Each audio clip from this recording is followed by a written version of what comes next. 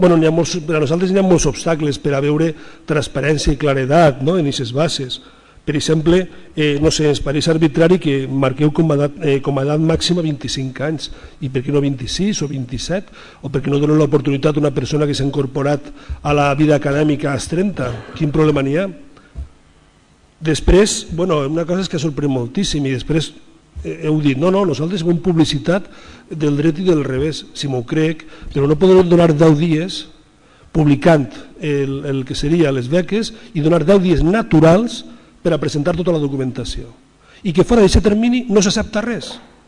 Anem a veure, ahir no hi ha voluntat de participació, poseu un mes, doneu temps, doneu publicitat, i a més, si voleu realment ampliar, no només digueu formació, poseu també perfeccionament, que n'hi ha també periodistes i comunicadors audiovisuals en l'atur en aquest poble.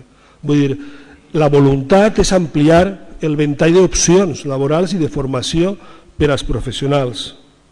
Després, lo de l'entrevista personal és de traca.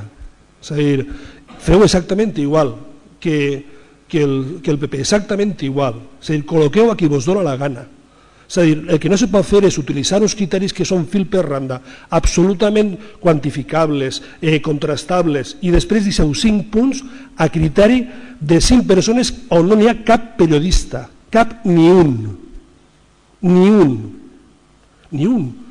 Com a màxim n'hi ha un que és historiador del periodisme, com a màxim, i no exercís com a tal, tot i que la seva funció en aquest ajuntament és el de fer de periodista. I esteu donant-li 5 punts perquè després decante la balança cap a on vulgui.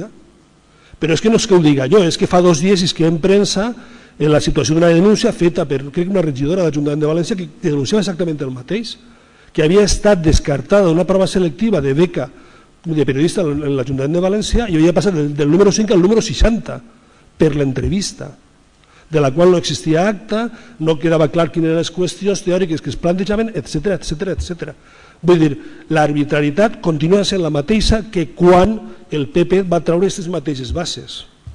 Després, allò del valencià, és normal en vosaltres, un partit andalús en franquícies provincials, és normal que no catalogueu el valencià com un criteri, diguem-ne, de requisit.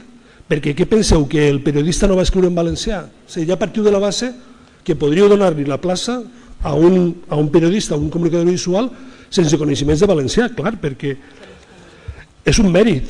Si té coneixement oral, mig punt. Si té grau elemental, un punt. Grau mitjà, un punt i mig. Vull dir, podria donar-se el cas que amb els punts d'experiència, tots els altres punts, puguen tindre perfectament quedar el primer i no tindre ni idea de valencià. És a dir, partiu de la base, òbviament, que per a vosaltres valencià és un punt i a part, un 0 a l'esquerra. De tota manera, no és res nou, vull dir, és comprensible, esperable i previsible en vosaltres. Després, l'empadronament en Aldaia, 2 punts. Clar, un pensa, no és just que sigui d'Aldaia i discrimines a altres poblacions. No, és que crec que és al contrari, pot ser. És una beca local. És que igual caldria reequilibrar i, per exemple, donar 3 punts en compte de 5 a l'entrevista. L'empadronament en compte de 2 que en tinguera 3. I, per exemple, altres mèrits que passarà a tindre 3. Vull dir, reequilibrar. No és hem d'avergonyir de becar a un veí o una veïna d'Aldaia. No hem d'avergonyir-nos, és una beca, no és un lloc de treball fix, no és col·locar-lo a l'administració. Vull dir, hi ha una sèrie de qüestions que no ens agraden, i a més no ens agraden perquè, clar, quan informeu en la comissió ens dieu que esteu ja en la fase de l'entrevista. Això són fets consumats, ja està. Ja està, què voleu que diguem?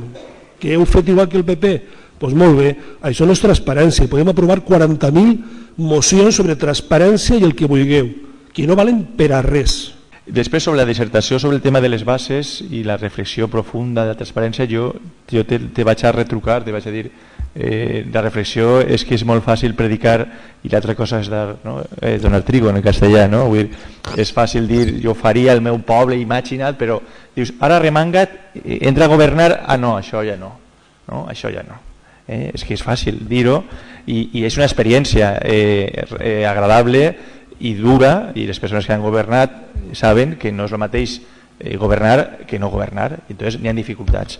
Jo m'he pres nota de tot el que has dit i elements de millora, per supost, però jo crec que la reflexió, tu me la dius, s'aprova no sé què, claro, és que és fàcil dir que s'aprove i després tu executes i fas.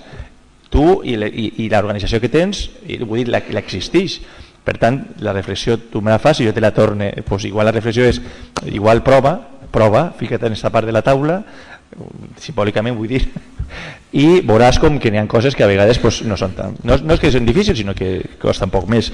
Jo sí que me quedé la frase que tu has dit, que no se col·loca en l'administració, vull dir que el procés que s'ha plantejat, ho has dit tu mateixa, i jo tampoc dubte, al marge que és millorable, i hi ha algunes coses que per nota i tenim present, de que les persones que estan en el tribunal, has dit unes persones, vull dir, al final són funcionaris públics i a vegades fem un alegato i jo crec que és raonable dels funcionaris públics, per tant hi ha que respectar-los en la seva consideració.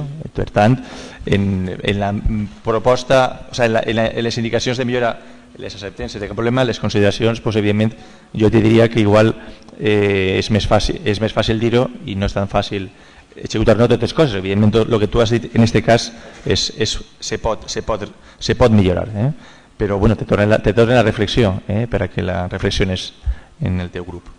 El tema de transparencia, los criterios que hemos seguido a seguir es una tabla tipo que presenta la propia empresa a razón de ley. La propia empresa trabaja con Diputación, es la de los portales municipales, y ahora mismo en la actualidad está trabajando Nieves en una ordenanza de transparencia, que haremos un borrador y lo presentaremos.